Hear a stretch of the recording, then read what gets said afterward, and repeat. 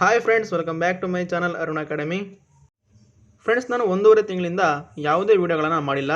ಯಾಕಂದರೆ ಸ್ವಲ್ಪ personal problem ಇತ್ತು. ಸೊ ಹಾಗೆ ವೀಡಿಯೋಗಳನ್ನು ಮಾಡೋಕ್ಕಾಗಿಲ್ಲ. ಈಗಲೂ ಕೂಡ ಪ್ರಾಬ್ಲಮ್ ಇದೆ, ಆದರೆ ನಿಮಗೆ ಮೋಸ ಆಗಬಾರ್ದು ಅಂತ ವೀಡಿಯೋಗಳನ್ನು ಮಾಡ್ತಾಯಿದ್ದೀನಿ.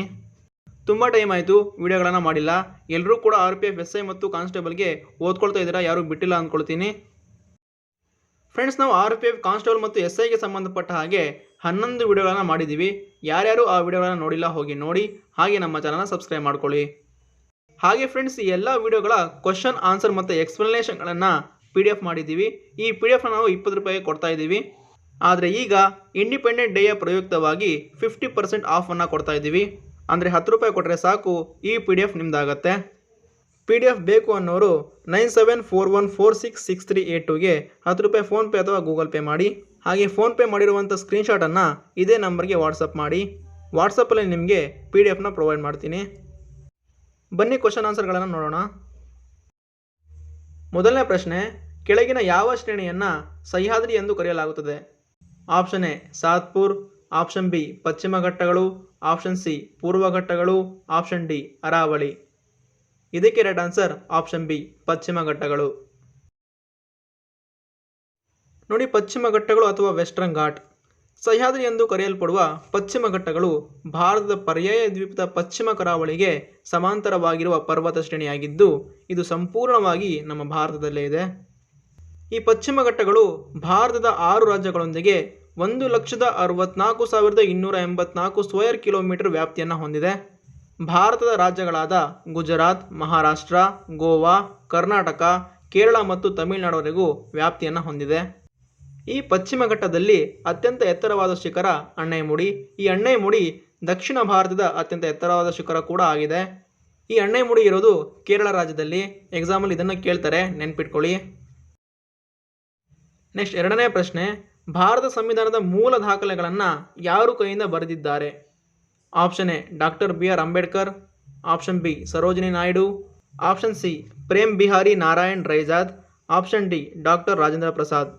ಇದಕ್ಕೆ right answer option C Prem Behari Narain Raizada. ನೋಡಿ, ಪ್ರೇಮ್ ಬಿಹಾರಿ ನಾರಾಯಣ್ ರೈಜಾದ್ ರವರು ಭಾರತೀಯ ಸಂವಿಧಾನದ ಕ್ಯಾಲಿಗ್ರಾಫರ್ ಆಗಿದ್ದರು. ಇವರು ಮೂಲ ಸಂವಿಧಾನವನ್ನು ಇಟಾಲಿಕ್ ಶೈಲಿಯಲ್ಲಿ ಕೈಯಿಂದ ಬರೆದಿದ್ದಾರೆ. ಇದನ್ನು ನೆನ್ಪಿಟ್ಕೊಳ್ಳಿ, ತುಂಬ ಸಲ ಎಕ್ಸಾಮಲ್ಲಿ ಕೇಳಿದ್ದಾರೆ. ಹಾಗೆ ನೋಡಿ, ನಮ್ಮ ಭಾರತ ಸಂವಿಧಾನ ರಚನೆ ಆಗಲು 2 ವರ್ಷ 11 ತಿಂಗಳು 18 ದಿನಗಳನ್ನು ತೆಗೆದುಕೊಳ್ಳುತ್ತೆ. ನಂತರ 1949 ನವೆಂಬರ್ 26ರಂದು ಸಂಪೂರ್ಣವಾಗಿ ರಚನೆ ಆಗುತ್ತೆ. ನಂತರ 1950 ಜನವರಿ 26ರಂದು ಭಾರತ ಸಂವಿಧಾನವನ್ನು ಜಾರಿಗೊಳಿಸಲಾಗುತ್ತೆ. ನೆನ್ಪಿಟ್ಕೊಳ್ಳಿ. ನೆಕ್ಸ್ಟ್ ಮೂರನೇ ಪ್ರಶ್ನೆ, 2ನೇ ಪಂಚವಾರ್ಷಿಕ ಯೋಜನೆಯನ್ನು ಸಾಮಾನ್ಯವಾಗಿ ಯಾವ ಮಾದರಿಯ ಪಂಚವಾರ್ಷಿಕ ಎಂದು ಕರೆಯಲಾಗ್ತದೆ?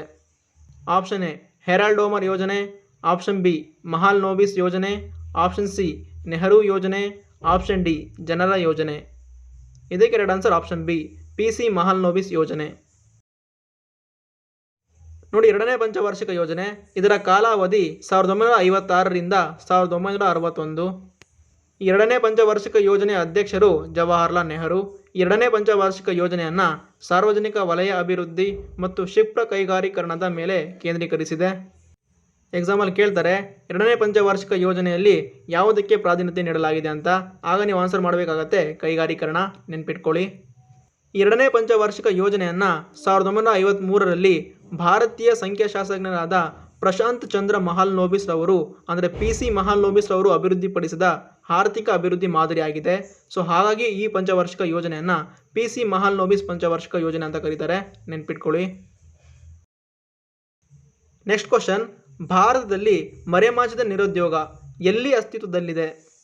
Option A banking, option B ಸೇವಾ ವಲಯ, ಆಪ್ಷನ್ ಸಿ ಸಾರಿಗೆ ಕ್ಷೇತ್ರ, ಆಪ್ಷನ್ ಡಿ ಕೃಷಿ ವಲಯ.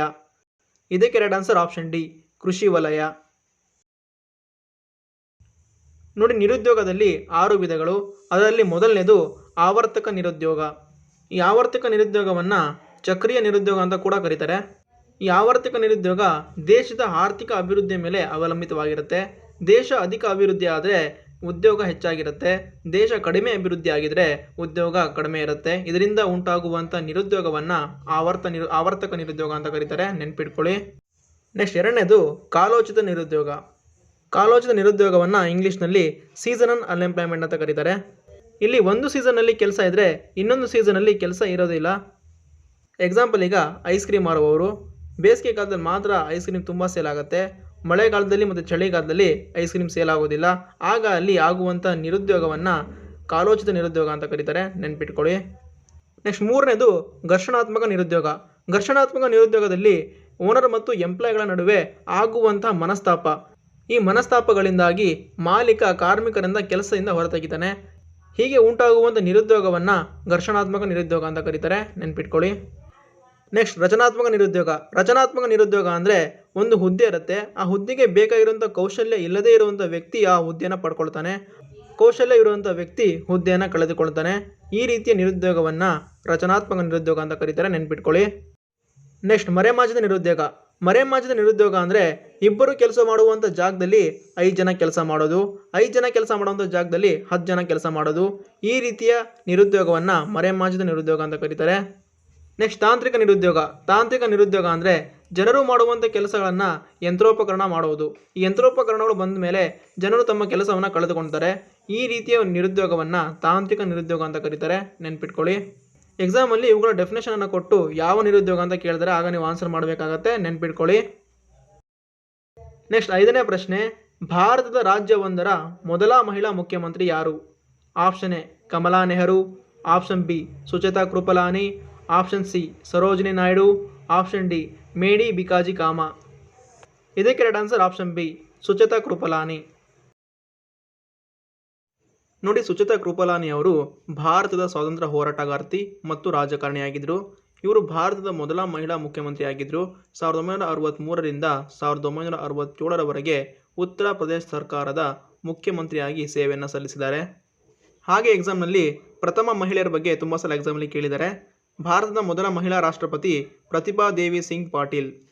ಹಾಗೆ ಭಾರತದ ಮೊದಲ ಮಹಿಳಾ ಪ್ರಧಾನಮಂತ್ರಿ ಇಂದಿರಾ ಗಾಂಧಿ. ಹಾಗೆ ರಾಜ್ಯವೊಂದರ ರಾಜ್ಯಪಾಲರಾದ ಮೊದಲ ಮಹಿಳೆ ಸರೋಜಿನಿ ನಾಯ್ಡು, ಉತ್ತರ ಪ್ರದೇಶಿನ ರಾಜ್ಯಪಾಲರಾಗಿದ್ದರು, ನೆನ್ಪಿಟ್ಕೊಳ್ಳಿ. ನೆಕ್ಸ್ಟ್ 6ನೇ ಕ್ವಶನ್, ಕೆಳಗಿನವರಲ್ಲಿ ಯಾರು ಭಾರತದ ಪ್ರಧಾನಮಂತ್ರಿಯಾಗಿ ದೀರ್ಘಾವಧಿ ಅಧಿಕಾರವನ್ನು ಹೊಂದಿದ್ದರು? Option A Morarji Desai, option B Charan Singh, option C P V. Singh, option D Lal Bahadur Shastri. ಇದಕ್ಕೆ right answer option A Morarji Desai. ನೋಡಿ, ಕೊಟ್ಟಿರುವಂಥ ಆಪ್ಷನ್ನಲ್ಲಿ ಮೊರಾರ್ಜಿ ದೇಸಾಯಿರವರು ದೀರ್ಘಾವಧಿ ಅಧಿಕಾರವನ್ನು ಹೊಂದಿದ್ರು. ಇವರು ಮಾರ್ಚ್ 24, 1977ರಿಂದ ಜುಲೈ 28, 1979ರವರೆಗೆ ಪ್ರಧಾನಿಯಾಗಿ ಸೇವೆಯನ್ನು ಸಲ್ಲಿಸಿದ್ದಾರೆ. ಇವರು ಸುಮಾರು 2 ವರ್ಷ 4 ತಿಂಗಳುಗಳ ಕಾಲ ಪ್ರಧಾನಿಯಾಗಿ ಸೇವೆಯನ್ನು ಸಲ್ಲಿಸಿದ್ದಾರೆ. ಇವರು ಭಾರತದ 4ನೇ ಪ್ರಧಾನಮಂತ್ರಿ, ಇದನ್ನು ನೆನ್ಪಿಟ್ಕೊಳ್ಳಿ. ಹಾಗೆ ಭಾರತದ ದೀರ್ಘಾವಧಿ ಪ್ರಧಾನಮಂತ್ರಿಯಾಗಿ ಸೇವೆ ಸಲ್ಲಿಸಿದವರು ಯಾರು ಅಂತ ನೋಡಿದಾಗ ನೆಹರೂರವರು. ಈ ನೆಹರೂರವರು 16 ವರ್ಷಗಳ ಕಾಲ ಪ್ರಧಾನಮಂತ್ರಿಯಾಗಿ ಸೇವೆಯನ್ನು ಸಲ್ಲಿಸಿದ್ದಾರೆ. ಇದನ್ನು ಕೂಡ ಕೇಳ್ತಾರೆ, ನೆನ್ಪಿಟ್ಕೊಳ್ಳಿ. ನೆಕ್ಸ್ಟ್ 7ನೇ ಪ್ರಶ್ನೆ, ಕೆಳಗಿನ ಹೇಳಿಕೆಗಳನ್ನು ಪರಿಗಣಿಸಿ. 1ನೇದು, ಮೇಜರ್ ಧ್ಯಾನ್ ಚಂದ್ ಅವರಿಗೆ 1956ರಲ್ಲಿ ಪದ್ಮಭೂಷಣ ಪ್ರಶಸ್ತಿ ನೀಡಲಾಗಿದೆ. ಇದು ಸರಿ ಇದೆ.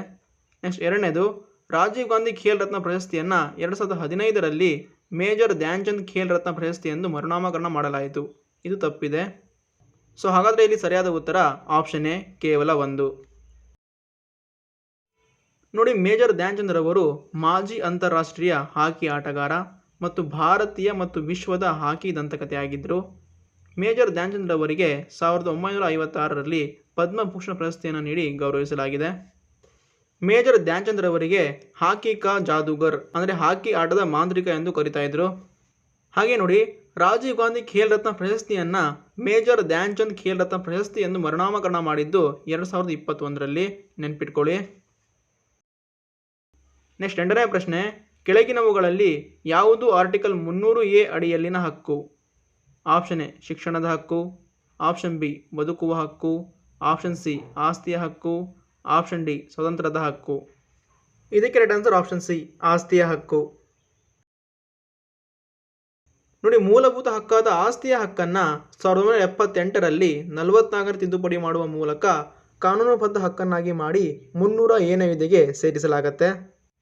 ಹಾಗೆ ನೋಡಿ, ಆರ್ಟಿಕಲ್ 21 ಜೀವಿಸುವ ಹಕ್ಕು, ಆರ್ಟಿಕಲ್ 21A ಶಿಕ್ಷಣದ ಹಕ್ಕು, ಇವುಗಳನ್ನು ಕೂಡ ನೆನಪಿಟ್ಕೊಳ್ಳಿ, ಎಕ್ಸಾಮಲ್ಲಿ ಕೇಳ್ತಾರೆ.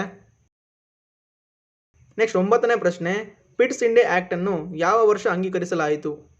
Option A 1773, option B 1784, option C 1757, option D 1793.